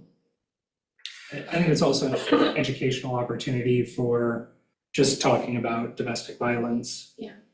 The other thought that occurred to me as we're talking about different forms of artists, because the first thought I had is kind of in line with what you were saying, Council President Sylvia, about not every kid might want to be involved in this, but I think that the flip side of that is if we just put together a flyer, it might come across as, your traditional artists, somebody who uses colored pencils or watercolors or that kind of thing, when it could also be a graphic designer. And so I think that that's something that would be helpful, even if only a small percentage of the kids end up participating, we can really convey in an assembly, hey, this is open to all different forms of art that you practice, and and then maybe you can do a follow-up for the kids that come from that. But it's also an opportunity to just remind all of the students of the school district, or at least of the the high school, junior high. I guess, no, you had mentioned having it open to elementary school too, so it's an opportunity to remind the kids. Oh, no, we're not doing elementary. Okay. It was decided that it might be a little too traumatic for the younger ones. Fair enough. So we're doing junior high and high school, they're all in the same school. Perfect. But an opportunity to remind, the junior high school kids that we haven't forgotten about not only this important topic, but about somebody who, touched the lives of many of them. 100%. Yes, go I'm ahead. gonna say, one of the things that I learned when I worked for the school district is that trauma has touched over 70% of the kids in our county, and even more than that in Toledo area. So I think it's important, any opportunity we have to address that and to talk about it, especially with the kids as they're getting older, is a wonderful opportunity to make some changes. I agree. Moving forward. I was honestly blown away at how many people showed up for her vigil. I was expecting 50 people, maybe not 500. And it just showed how many people that she truly touched. And you could see it in everybody's face. It was absolutely devastating. Yes, Edgar. Yeah, I just wanted to offer some phrasing considerations, not to use touch and kids together. Thank you. Yep, good point. Good idea, because that goes right along those lines, yep. The other thing is, and Especially when Rich, talking about trauma. Rich will have to speak on this, is it was also been suggested to a couple different things. One of Tasha's big things she liked to do for kids is she liked to go out and buy school supplies, backpacks, and give them to kids so they didn't go to school feeling left out. So I asked our city manager if the city can fundraise, and before you get into it, I'll bring up another fundraiser that was offered, because I know this will be for the beginning of the next school year, not currently. Advertise also offered to make a bunch of the shirts with that artwork and sell them in his windows, and use all that money to a fundraiser for the city to be able to do something for Tosh and buy the backpacks or whatever. And he said, if we do go that route, let him know before we order. He might get a better deal buying bulk from his backpack. Yep. Do a supplies drive. And so not only fundraising, but also accepting donations of goods as well. Yeah. Sorry, Councilor Burns, I didn't mean to speak over you. October 3rd is the date that we kind of figured, because he's already made the reservation for the Port of Toledo The waterfront over park. here. And it's the beginning of the month where we're not gonna have as much wetness. And it's literally, I looked at the dates, it's literally one day, 364 days after she was killed. The only thing that I would think, and I think this is probably popping in Jackie's mind, is if we wait till October 3rd to give out backpacks, the kids have already been in school. No, it would be before school starts next year. Okay. So this whole process for the fundraising in her name or whatever could be done throughout the summer I see. to have the kids prepared to get in next year, because this year's school's already started, it's Yeah. getting close to ending. Yeah, It's more, the fundraiser would be long-term, the vigil is October 3rd, but when would we hand out, are we thinking about, sometime before school starts. okay. That date would be determined later on, I would assume. I'm just spitballing ideas. Well, I never met the woman, it touched me in ways that I never expected. There's a lot of people that have, sorry, I'm not a kid. There's a lot of people that have dealt with domestic violence, and they don't say anything about it. There's more survivors out there than we know. So Bonnie's probably sitting there thinking, oh, I can litigate this. What else is there that I want to talk about? I saw the mute button come off. off the And what you were talking about wanting to do like a I'll let you talk on the whole flower thing or bench thing that you brought up. Okay, I thought that, as all ideas that pop in my head and sometimes never heard from again. This is one that, thank goodness, Frank reminded me of. We talked about maybe doing like a memorial, or maybe I talked about that in my head, I'm not sure which. And it seemed like Jackie said the kitty litter park was the perfect place for a memorial. And for those that don't know where the kitty litter park is, that's at the end of Main Street in front It's of on Hollister. Heritage Park now. The cats quit using it? We paved it. so they Oh, couldn't- okay, good. So Heritage Park, and the thought was maybe we could put a bench, a memorial bench up, or flowers of some sort or Or something. tiles, or, It would be nice you know, to they just got have a little those sitting huge area. boulders, we could put a plaque on one of the boulders or something. Well, the other thing I thought about is when we were in Portland, they, across from the hotel where we stayed, there was this neat little covered area that they had chessboards. And they were tiled chessboards and it was, they had little seats and it was a covered area. It's like, what if we put it, that might be too much, but someday we're gonna have those chessboards in Toledo. Yes, I'm not gonna let anybody forget them. they were cool. They were. I like that idea because it'll also give kids and adults alike that have been affected by Tasha to be able to go and sit and reflect. Yeah, Yeah. so maybe the bench. Damn it, Andrew. Early childhood policy, man. I think it would also, in the long run, counselors, if we're putting the tree up there for Christmas in that same park, it's, someone that's gonna be able to sit there and think, ponder that tree after hours and, things like that. So I don't think it's just for the intent of recognizing her or memorializing her. I think it will have a bigger impact on the community long-term.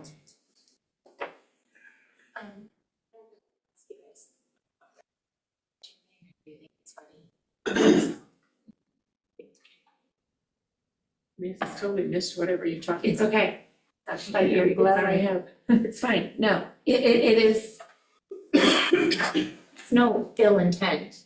Absolutely no ill intent, but.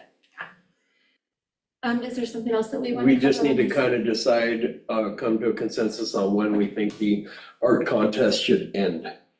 Because that's really my only thing that I've got left to figure out is, and I'm, like I said earlier, I'm good with what both you and Andrew said. If you want to cut it off before, cool. If you want to go a little bit into summer, that's fine too. But we just have to know when, so I can kind of drop a paper and get it to Chloe and we can figure out the logistics from there. Yeah. The nice thing about doing it before the end of the school year, getting it over at the end of the school year, is we could then go back to the school and like award, make a big deal with the kids that we pick their posters, the runners up, we can go up, make a big deal of it. That was the other thing is that you and I had talked about possible prizes for runners up. And I do know of one business that said that she would personally make some gift cards for runners up, which is Momo's food truck over there by the Elk. She doesn't have any gift cards, but when I asked if she does it, she said, no, but I will. So I don't want to just limit some people to just first place. I would like to do some runners up if we can. I feel like we need to kind of start working on this and then be touching back like every month or every couple of weeks to see where our progress is on this. Does anybody else have anything they want to add to this one? I'll just add really quick, the council president mentioned earlier in the discussion about the city fundraising. And I had a chance to converse with the city attorney on that, and we absolutely can do a fundraiser. We just have to make sure once the money is received by the city, it becomes government funds, and so it can only be used for allowable government purposes. Obviously, we're not going to be buying alcohol for, something that wouldn't contemplate that for something that youth are involved with. But that's an example of one restriction that once we receive monies, they can't be used, just an example of one purpose they couldn't be used for. One thing that Savani also mentioned as in regards to a potential cash prize, And this is something that would be up for, council's policy deliberations. But one suggestion that Savani had was we do it in the form of a scholarship. And then that not only, could help a student to further their education, but also put some structure around how that money is being used rather than just handing, cash to a student. That will be up to you to set, your guidelines on that. But that was a suggestion from the city attorney that I liked. Just wanted to pass it along. I wonder, okay, now I've got more ideas, damn it. So I guess the one thing that we should come to some consensus, are we gonna end the art contest before the end of the school year, or are we gonna let it run into the summer? I think end of school year also gives us more time to work with what we get. It is our first year doing it. Are we gonna try to solicit any other people to create the art Just the outside of the children. school? Just the kids. Anybody that's here in Lincoln County that is the junior high age and up, I had originally thought about, or not Lincoln County, but our little communities, so that's Eddyville, Toledo. I had thought about doing the elementary school, and she brought up a very good point that it could traumatize some kids. So I I'd just rather stick with wanted to junior be high sure. up. Just So wanna if be there's sure some it's just. homeschool kids, maybe we could put it in our newsletter that if they're a homeschool or a private school student that would like to participate in this, they can go pick up a sheet with the, The rules or the whatever. rules of the library or something. So that's a good consideration. And the school district, I think, still communicates with homeschooling families. And so we could perhaps reach out to the school district to ask them to, to share some of the communication about it. Okay. I'll ask Chloe to do that, good idea. Okay. So that's right. So, yeah, let's just end it before, or towards the end of school year. And maybe talk to Chloe, have a little bit of idea around structure, because she knows what the end of the school year activities are gonna be, and what would work best with those. Yeah, I'll be in the. So we don't wanna create an issue. I feel like I'd say if the school district or if the principal or if the school just in general comes back and says, hey, not necessarily a great idea to mark the end of this at the end of the school year, I'm not against them kind of giving us the direction that they think we'll get better engagement if we push it this summer. And that's fine, if we get that type of feedback, then I mean, obviously, we're gonna listen to it. Yeah. That's just kind of what we do. Yeah. So tentatively just set it up for the end of the school year, unless, of course, they come back with a different Yeah. idea that it might be better. Yeah, Okay, sounds good to me. okay, I think we're ready to move on. Yep. And our final item for discussion is Art Toledo.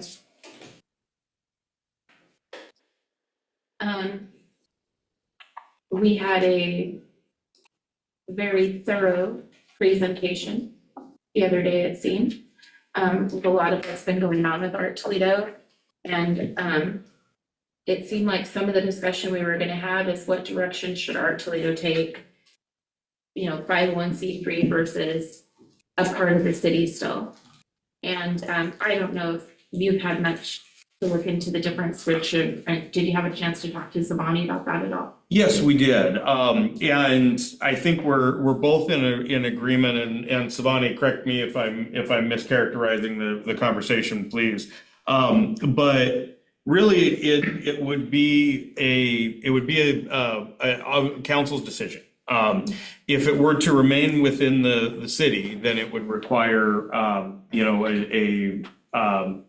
it would require staff or a consultant, a contracted consultant to operate. And so that's something that, as you go through your budget process this year, if you decide that you want to keep it as part of the city, then that would be something where we would need to either earmark funds for either a contractor, potentially a new part-time employee, or have a discussion. And I know that I prefaced the next part that it was mentioned in the council retreat very much that assignment of staff duties falls to myself as the city manager. But if the decision is keep Art Toledo as part of the city, but not seek either a new employee or a consultant to operate it, then the responsibility to oversee Art Toledo would then fall to one of our current staff members. So there would need to be some discussion about what current staff's focuses and bandwidth are, and what responsibilities a staff member currently has that would need to be potentially removed from their plate in order to take on Art Toledo. So there is definitely council policy directive to make in terms of whether we want it to be a city or a 501c3. One of the things that Savani and I talked about, because there was a question last week of, could there be a 501c3 that is operated by the city? And there isn't, we haven't yet been able to identify such a structure that exists. Not to say that it isn't possible, but we haven't been able to pinpoint one that does operate that way. Generally, a 501c3 is a standalone independent organization.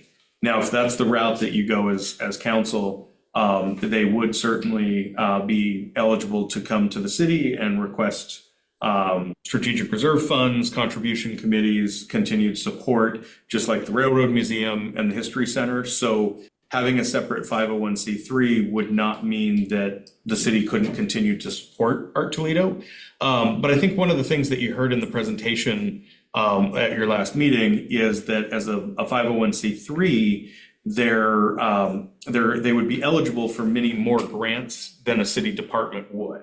So I think in terms of how we set this up for continued success as a city with very real budget constraints, that 501c3 would probably be what I would recommend if you ask me.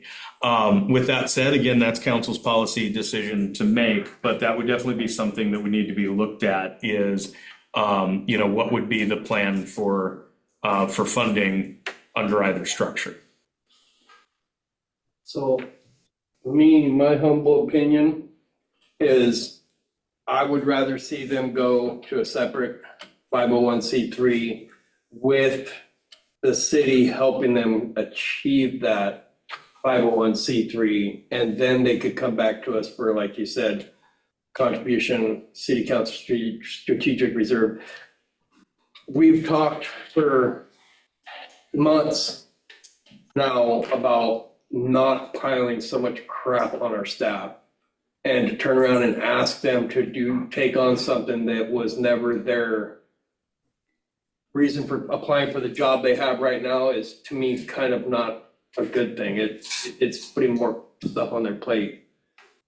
And one thing I would add in that vein is the previous city recorder, she had a passion for art and art, so that was kind of a passion project for her, and she was willing to commit the time, to that outfit.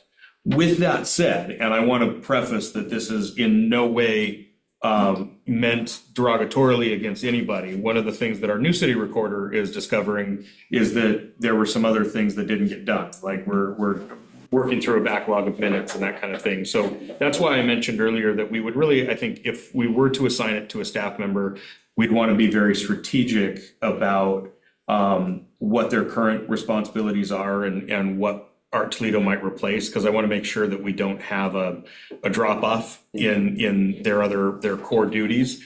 And then I would just also mention, as I did mention a second ago, that the former staff member that really kind of cultivated Art Toledo from the staff side, that was a passion for her.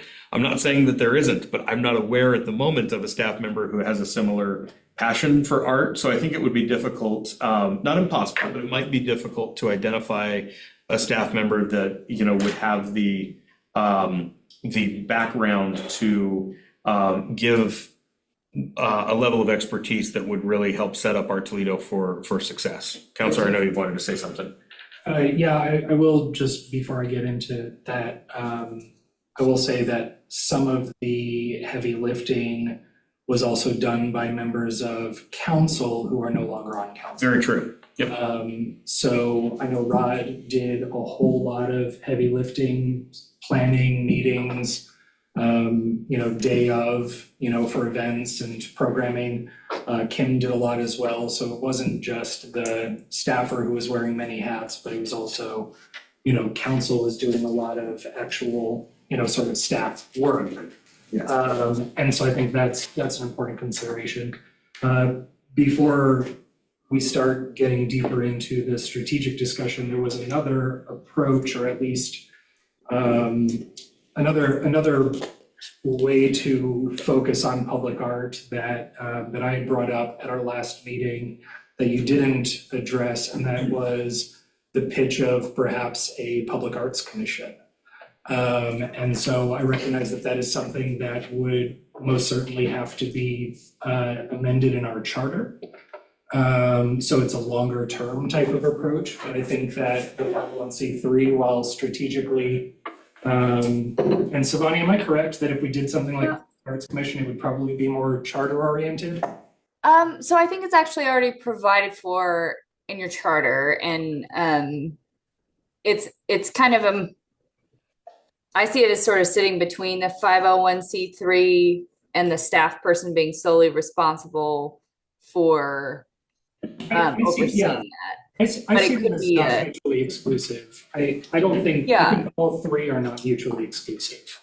So, yeah, and I think that's true in the legal sense as well. And just to confirm what you're thinking, so commission would be something, not the planning commission, but similar to a commission where you would appoint members of the community, perhaps members of council, to sit on a body that would make decisions about public art, which would necessarily require some staff time in facilitating those meetings, but maybe not a dedicated staff person to supporting the effort itself. But at the same time, it would still be limited in some of the ways that the city itself is limited in what kind of funding it could obtain, what it could go for in terms of grants, and how it can use those funds. Like Rich was talking about, there would be restrictions. So it's in sort of in between and not necessarily exclusive. Like you said, you could still have a 501c3, wouldn't necessarily have to have a dedicated staff person. Yeah, the reason I bring it up is because I think if we had all the resources, if this were the great utopia that we want Toledo to be, ideally having something like a public arts commission and a 501c3 that's dedicated to, public art and events like that makes a lot of sense and can be really beneficial for a community like Toledo that really prides itself on its public art and events. What a public arts commission can do is it can leverage community buy-in and can give the city certain structure to be keeping track of a lot of the public art stuff that I think that the city does when we ask that question of what is the 501c3 that could still be managed by the city, so to speak. The Public Arts Commission in a way kind of gets some of that control, or at least kind of create some structure around how the city can monitor, participate in, without, as you mentioned, dedicated staffing. So I did want to make sure that I brought that back up because I do think that there is a theoretical world out there that could include a public arts commission at some point and a 501c3 where we as a city are strategically, consistently thinking about public art in a meaningful way. And there is an independent organization that has that eligibility for grant funding that is partnering with the city on a lot of these things. And there's nothing to say that the executive director of that 501c3 isn't the first person we put on that public arts commission, as an appointee if something like that came about. I think an important consideration along the vein of an arts commission is if our Toledo spins off as a 501c3, that's one of the questions Councilor Burns asked last week, is that would the council be the board of directors? And the answer is no, it would have a wholly separate board of directors. And so do we need a community arts commission and a board of directors for our Toledo? Do those, does one serve as the other? That I bring that up to say Now there's potentially 2 art-related boards to fill. So these are some of the discussions that you still will need to have as you chart this future plan. And I don't look at that when I recommend this. I'm not saying, hey, we've got to do all of these things at once. Right? Because I think that the other caveat to the 501c3 is, yeah, we're not dedicating city staffing, but if the city is standing up that 501c3, we're basically going to be paying for staffing because someone's going to have to staff that 501c3. Someone's going to have to operate it. Someone's going to have to do the actual job. Okay, how is the city gonna pay for it? That is actually a conflict of interest. Or maybe that's not the right word. For the city to pay for an employee for a nonprofit organization, that might be an issue. No, what we would be doing is we would be providing seed money in the form of a grant to the 501c3 that would be used for operational costs. The operational costs, in this case, probably being whoever the executive director, whoever the personnel for that 501c3 is. And I do agree with Councilor Keating's point there. Like the chamber, for example, you've used the example a couple of times where they get county TLT money and that goes toward the salary of the executive director. So those a structure where a government agency provides funds to a 501c3 for operations is definitely, as long as the government funding source that the money is coming from, as long as administration and operations is allowed use of that fund. So we're not creating a sustainable 501c3 if we're not giving them at least the operational funds to function, is what I'm concerned about, right? That the 501c3 might sound like it's a good thing that takes a burden away from the city, but at least initially, if the city is providing the bulk of the kind of setup costs, the startup costs of it, getting it staffed, getting it funded, getting it, just functional in a sustainable way is not going to be cheap.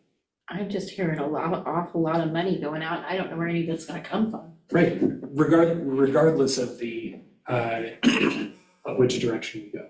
I mean, art has been in a very, I almost want to call it a dream, but it's more like a vision. But it was an unfunded vision. Jackie? Mr. Hebner, were you able to find out if there were any funds left?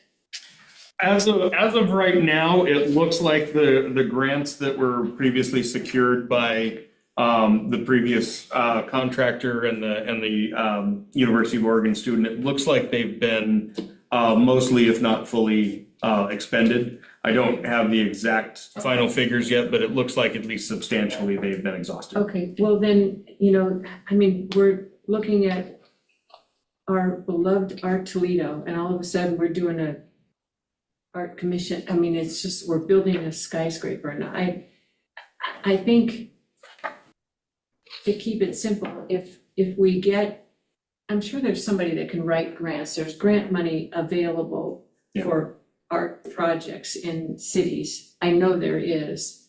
And I was talking with Lisa Watson about this, and she's very knowledgeable. I don't know how to write grants. So if we start out, get some money, decide how much money we're gonna get, and then kind of figure out a budget for the project, that we could hire someone, a part-time someone, to come up with art projects to do within our community. I was thinking, and Savani, correct me if I'm not right about this, a 501c4, is that for education purpose? I don't know that off the top of my head. 501c4 is typically political, like political action committees, political. Well, I thought it was, regardless. So to do that, get some monies that are coming in, and then we get together and figure out, okay, now we need a director. I'm thinking Kim Bush over the summer would be available, but she would need some money to do it. When school starts, she won't be. So, but to start small and is really what my suggestion is. I don't need to repeat myself here, but. I have a very different sort of recommendation, and that is that we dedicate our right now resources to sustaining Art Oysters and Brews and let the Art Toledo discussion be something that we continue to have in a very kind of meaningful ongoing basis, because what we ultimately really need to think about right now as we go into the budget cycle is Art Toledo and Art Oysters and Brews are two fundamentally different things. We've put Art Oysters and Brews under the umbrella of the ambiguous, vague, Umbrella. concept of Art Toledo, but ultimately it is just a city and EDALC partnered shared cost program that brings, music, art, vendors, commerce, all of that to Main Street. If we just say, hey, let's focus on what structure does this, and this is what I really heard from EDALC last week, and I think is what we heard a lot last year as the event was being operated kind of by its bootstraps.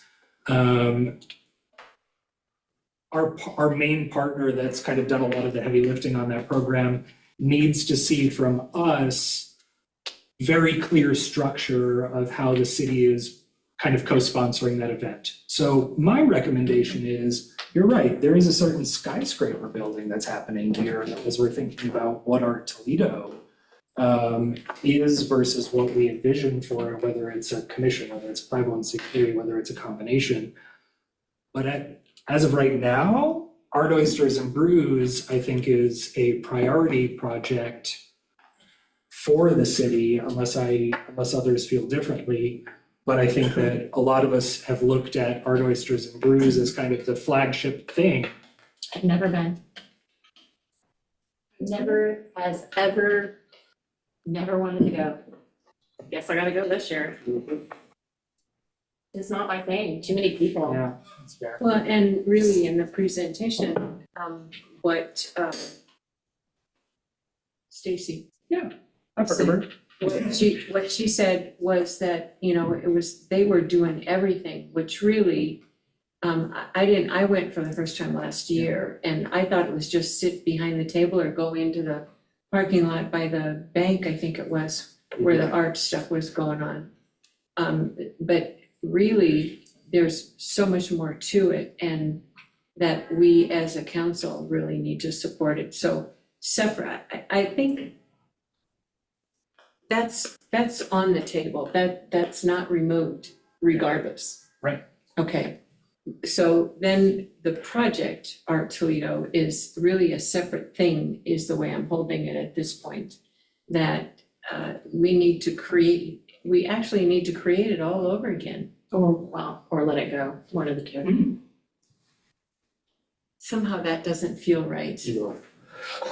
But making it a 501c3 is kind of the city letting it go until they can get on their business. And they can do it. They're gonna get so much more in grant money being a 501c3 than what the city of Toledo could provide them. Looking at our budget last year, we were in a shortfall, we're gonna be in it again this year. Well, yeah, and I'm not saying, not to let it go, but it needs to be spearheaded, the creation of it, by us and supported, not financially, but, emotionally, mentally. Well, I think whatever decision we make regarding Art Toledo proper needs to be a focused decision, not just a knee-jerk response to somebody telling us that we have a deadline. Exactly. I kind of would like to continue this conversation on another discussion meeting.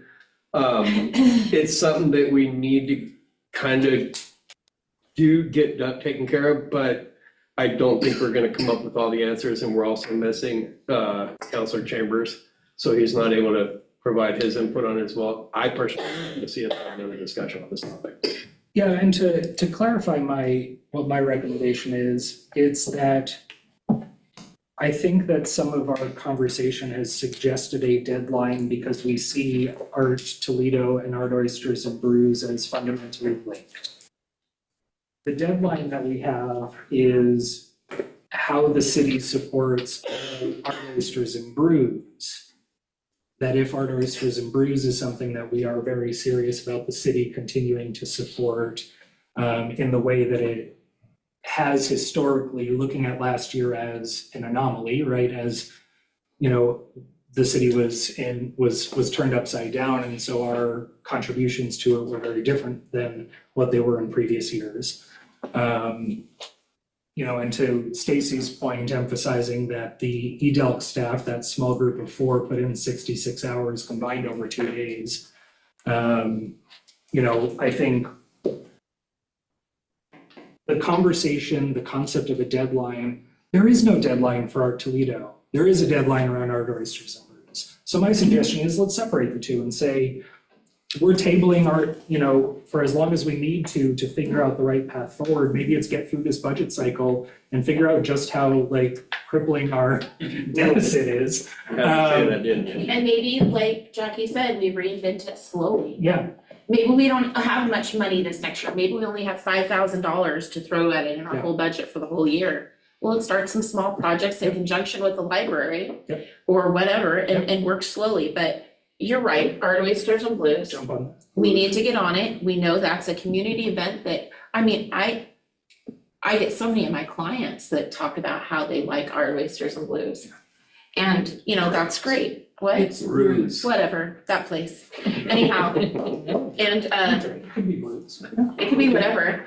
And You didn't work last week. but yeah, I do like the idea of tabling it, so So if I can just kind of confirm, because there's been a few times where I've said, so I think what I'm hearing, and somebody has said, no, actually, I don't think I agree with you.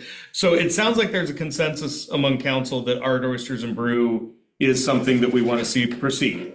I saw Paul at a meeting this week and suggested that he and I schedule some time to sit down and talk about that event as well as a couple other things. So it sounds like I have consensus from council that we want to see Art Oysters and Brew continue.